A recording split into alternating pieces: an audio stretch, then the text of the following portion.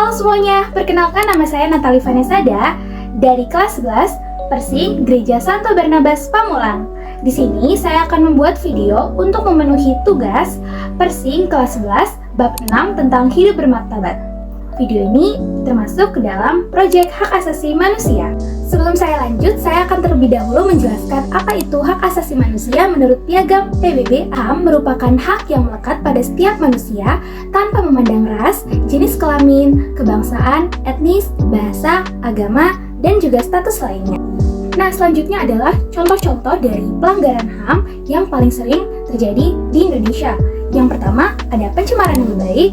Kedua, ada kerusakan terhadap sesuatu. Ketiga, ada kasus main hakim sendiri. Keempat, ada tawuran.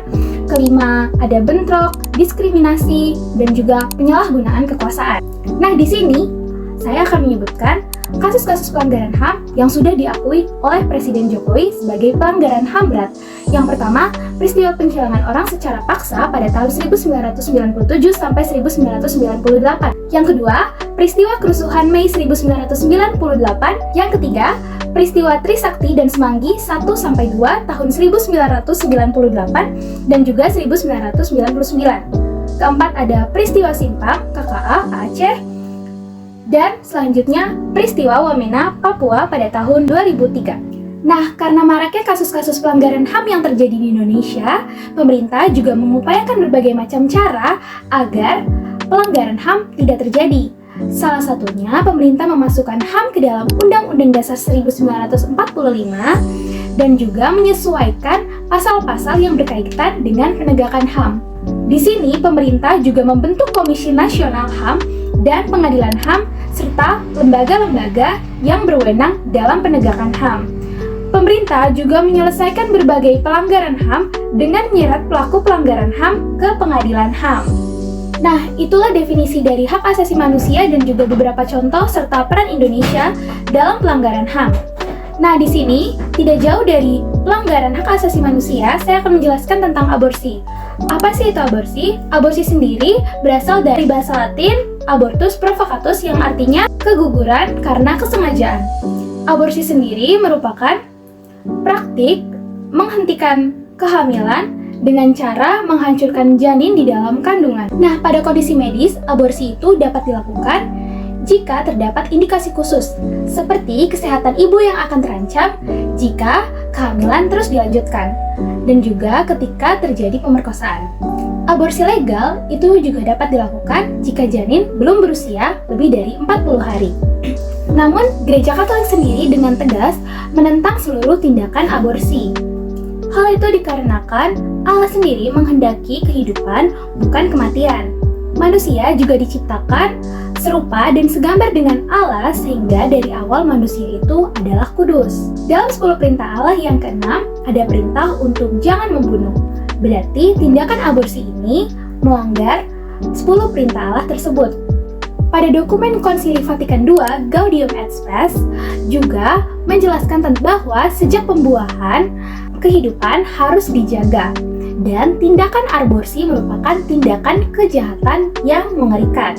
Juga pada ensiklik Casti Connubii yang ditulis oleh Paus Pius XI yang menyatakan bahwa perkawinan sejatinya bertujuan untuk memperoleh keturunan yang didukung oleh Kejadian 1 ayat 28 yang menyatakan beranak cuculah dan bertambah banyaklah.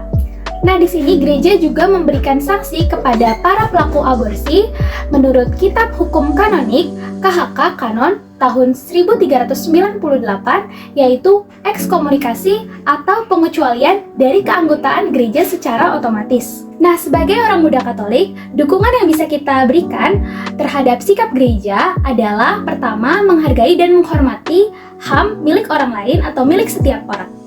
Nah, contohnya seperti tidak melakukan bullying, tidak melakukan diskriminasi, dan juga selalu menghargai hak hidup orang lain.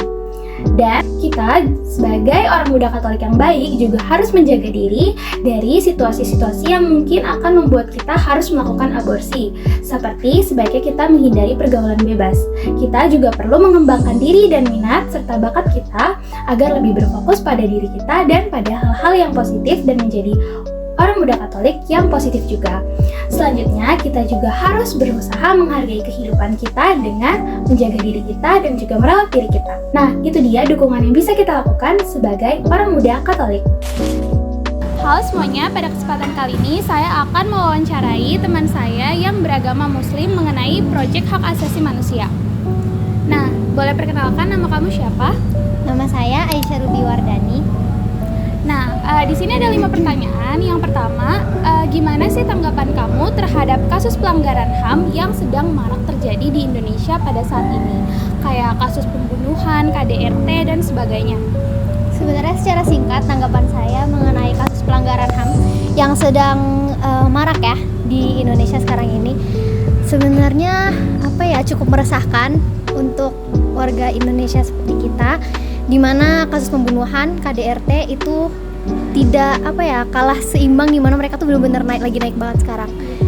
Sebenarnya tanggapan saya itu aja sih, maksudnya sekarang lagi meresahkan banget di negara kita dan sebaiknya secepatnya diberhentikan oleh pemerintah. Bagaimana sih tanggapan kamu terhadap aborsi? Tanggapan untuk pribadi saya sendiri, aborsi itu menurut saya kejahatan ya. Mungkin karena kalau di agama saya itu tidak diperbolehkan dan juga dihukum juga sebenarnya tidak diperbolehkan kan kalau di Indonesia. Ya itu tanggapan saya. Oke. Tanggapan kamu. Nah, yang pertanyaan yang ketiga ini, gimana sih tanggapan kamu terhadap bunuh diri atau eutanasia? Oke.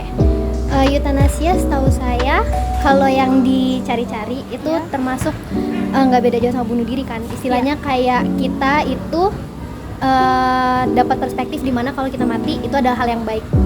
Tapi itu melawan takdir kita ya. Gitu istilahnya. Jadi kalau misalnya tanggapan saya nggak beda jauh sama yang diajarkan oleh agama saya. Ya memang bunuh diri itu tidak baik karena simpelnya istilahnya ya kita melawan takdir Allah dong, yang seharusnya kita udah ditakdirkan. Setiap manusia itu benar-benar ajalnya kapan itu kita lawan, itu tidak boleh gitu. Kalau pertanyaan nomor 4 nih, bagaimana agama Islam menanggapi tindakan aborsi dan juga bunuh diri? Oke, kalau yang berdasarkan saya cari-cari sebelumnya, untuk tindakan aborsi itu seperti yang udah saya sebutkan sebelumnya, dimana sebenarnya tidak boleh karena saat janin udah ditaruh di dalam rahim tuh menurut agama saya itu emang sama Allah tuh udah dianggap sebagai kehidupan. Jadi kalau misalnya kita aborsi itu sama dengan membunuh, dimana membunuh itu adalah suatu perlakuan yang sangat dimurkai oleh Allah juga. Jadi itulah mengapa kalau misalnya tanggapan agama tentang aborsi itu tidak boleh atau diharamkan, pokoknya tidak boleh lah. Terus kalau bunuh diri juga seperti yang sudah saya jelaskan tadi, dimana kita itu setiap manusia udah diatur ajalnya kapan.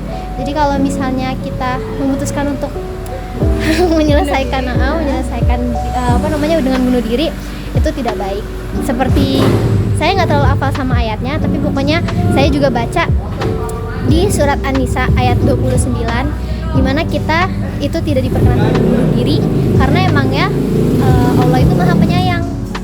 Jadi istilahnya kita emang diberikan kehidupan dan akal untuk berpikir gitulah istilahnya, supaya kita tidak melakukan hal-hal yang menyakiti diri kita sendiri.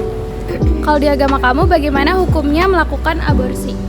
Nah, kalau untuk hukum aborsi itu saya pernah melihat ya, kalau yang saya percaya itu kan sebenarnya haram atau tidak boleh, tapi ada yang bilang juga nggak sepenuhnya, tapi pokoknya istilahnya itu masih tipe yang setiap tergantung kondisi. Bukan tergantung tergantung misalnya syekh di sini bilangnya apa. Kalau misalnya janinnya itu atau misalnya bayinya itu udah lebih dari 120 hari terus itu diaborsi, baru itu namanya haram. Tapi sebelum itu terus diaborsi itu enggak gitu. Tapi itu masih gitu juga. Berarti Nah, sekian dari wawancara saya.